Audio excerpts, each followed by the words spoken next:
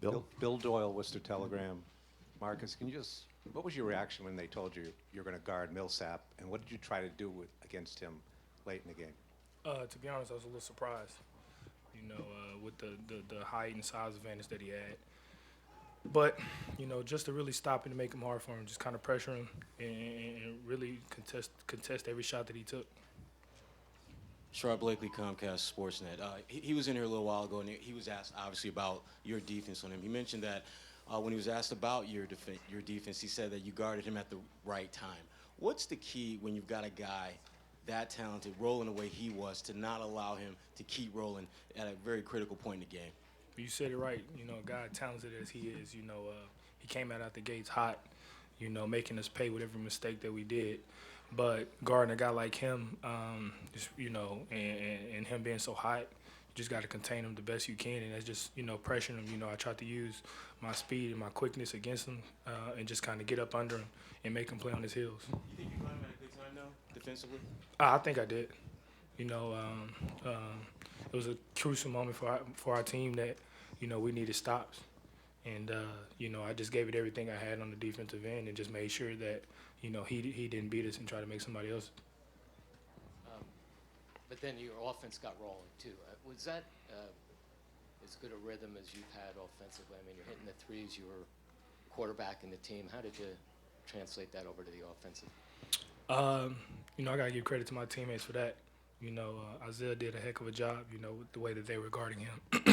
Still being able to penetrate and find guys. And I was one of those guys on the end of that. And, when I was that wide open and, Isaiah doing all that work, I had to make the shot. So, but definitely it was one of the best rhythm I've had all year. Right-hand side, Marcus, over here. Kevin O'Connor, SB Nation. Obviously, your effort on Millsap will get a lot of attention, but you also did a very good job in Kyle Korver in the first half. What goes into your preparation to contain a guy off ball, especially somebody like Kyle Korver, in terms of taking the right angles, watching film? Got to watch the film, like you said, definitely. Everybody knows what Kyle can do and the way he can do it, and he can get hot real quickly. And my job was to make sure, just like with Millsap, make it tough on him, trail him and just kind of be physical with him and get into his airspace. Marcus, Mark D'Amico, Celtics.com. Just another 16-point comeback during the second half for you guys. What is it that you guys say to each other during timeouts and during stoppages of play to make yourselves believe that you can make a comeback like this in the second half?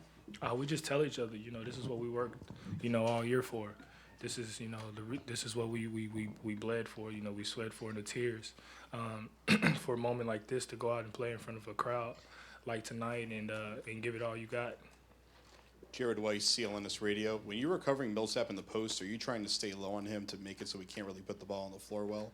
Definitely. I'm trying to push the catch out first, and make his his moves and everything real difficult. And just try to get low as he can and just kind of work him. Steve? Steve Belpet, Boston Herald. When you have the ball, is there a fine line between being aggressive and being in control? And second part of that is, have you ever given one of your coaches a heart attack? I think I've gave at least every coach I played for a heart attack at least once. But what player hasn't? You're gonna mess up. You're not perfect, but it's definitely a line between being aggressive and in control. You gotta determine between the two. You can be aggressive while still in control, and I did get out of control a little bit tonight, but for the most part, I stayed pretty much in control. Mike Coppinger, USA Today. You're an emotional guy that plays with a lot of energy. Is there a feeling now in the locker room after two big wins like this that you guys can't lose and it's your series to lose? That's not really what we're thinking about. We're just taking it one game at a time, one possession at a time. We understand that we're playing against a very good team, and we can't have any mistakes and slip-ups, because they're going to make us pay for it. So we're just going out there and taking it one game at a time. Adam Himmelsbach, Boston Globe. Marcus, you mentioned you were a little surprised when you first got the Millsap assignment. What was the actual point in the game when Brad said it to you, and what was your kind of reaction? What were the instructions you were given on kind of how to defend him? I think it's when he hit around the 40 mark. And coach was like, you know what, we got to try something new. And he looked and turned to me and he said, Marcus, guard him. And that's all he said. And I just kind of looked like, okay. And, you know, my teammates were very supportive about that, just telling me, you know, you can guard him, just stay down, force him into our help, and just, you know, play with your hands back. Were you like on the bench at that point? No, I think I was in the game. It was around in the timeout. We subbed somebody out, and then he told me that. Final two questions, one in the back by Heather, please. Mark Suleimanov, GiveMeSport.com. Marcus, when the game goes into overtime, do you feel the team's chances to win improve because you're playing at home in front of such a crowd? And what did you feel your responsibility was to help the team win in the final overtime? Sorry to cut you off, but definitely. You know, I was telling the team when T lost the ball going up for the final shot, you know, just keep playing. We got this. We're going to win this game. And I really believe that, and I think my teammates believe that also. You know, and coming out of the gates in overtime, we just tried to run, try to tire them out, especially the bigs. And that's what we did, and we came out with the victory. Final question, Marcus, for you. Gary, in the second row, Washington. Gary Washington, Boston Globe. Marcus, when you came into the draft, you didn't quite have a true position, either point guard or two guard. You've played everything. You've become kind of like an X factor. Do you feel that way? Do you feel more comfortable in playing? Obviously, now you're playing bigs. I think there was an earlier time this year you played a 7-footer. I can't remember, but on a couple defensive possessions. Yeah, Porzingis, exactly. Okay, yep. Do you feel comfortable in that role, and do you feel like you're becoming kind of, a jack of all trades?